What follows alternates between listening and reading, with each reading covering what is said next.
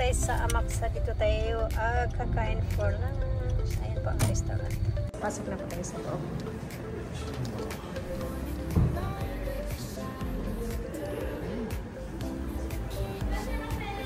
Pili ko guys. Ayan. Lunch. Menu. Pasok na nila yun. Food na mapagpilian. Ayan. Lunch time.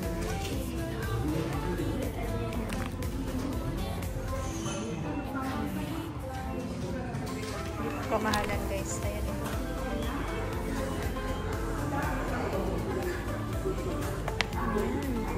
At waiting na po kami sa aming order.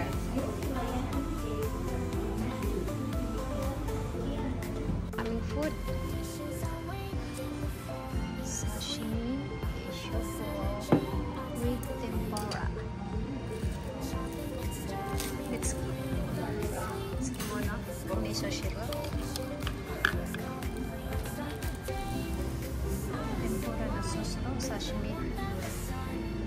Ayan, lagyan natin ng wasabi.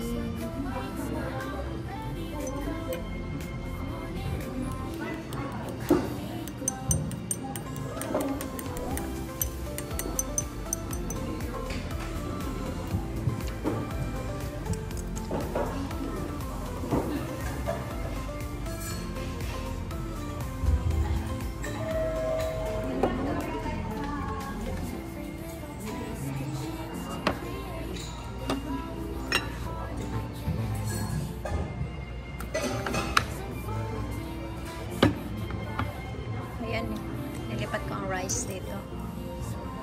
Yan, kain po tayo guys.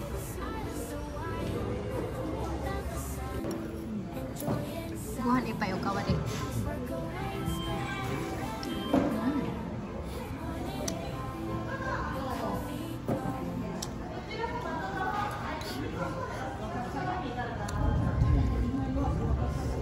Wah, kami ya.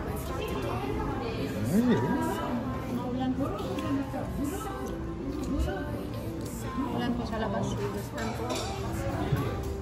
Kanina okay naman yung weather. At kami kakain ulit. Kami kumain. Nasa labas na po tayo. Ayan po ang dagat.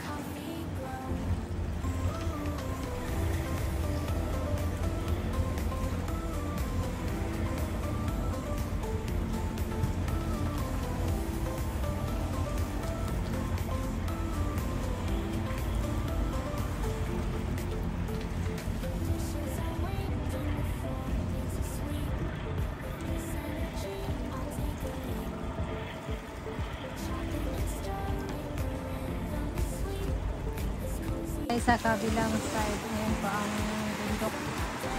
Ay, ang lamig ng hangin. Kasi sa sumitay siya, samot.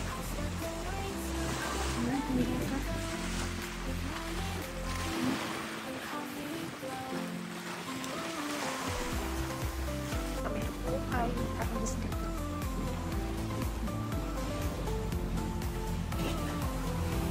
Ayan ang bundok ko.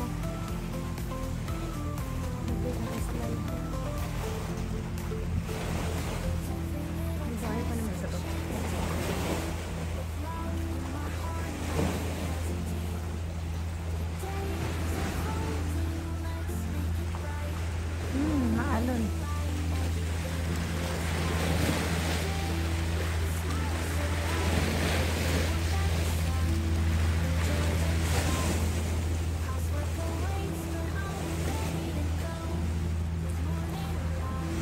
Ay aalis na po dito. Bibili ng sauce.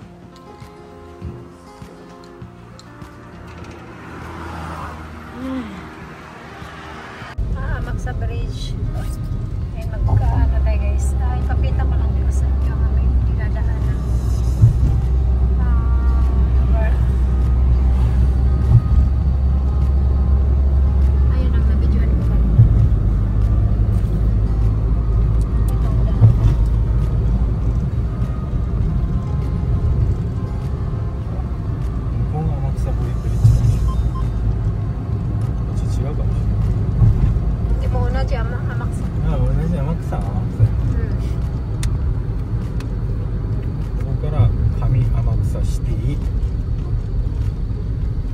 Kami Amaksa City. Kami Amaksa City. Omiyage Asan.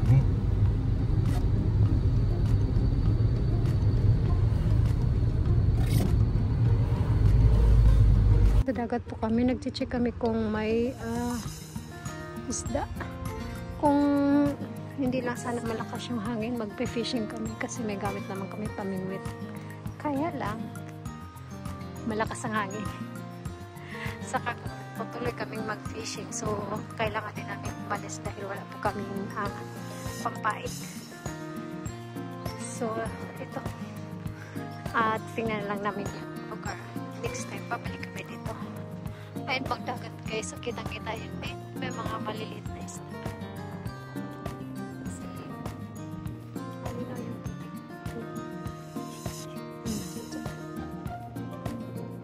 ganda ng dagat guys.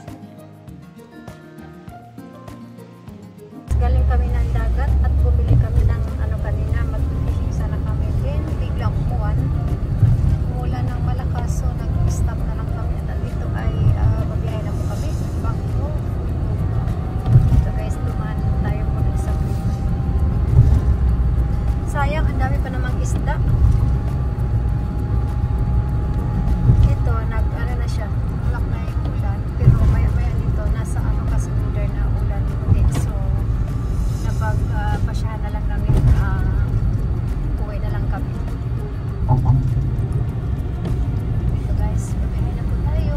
Pabalik po ng Fukuoka.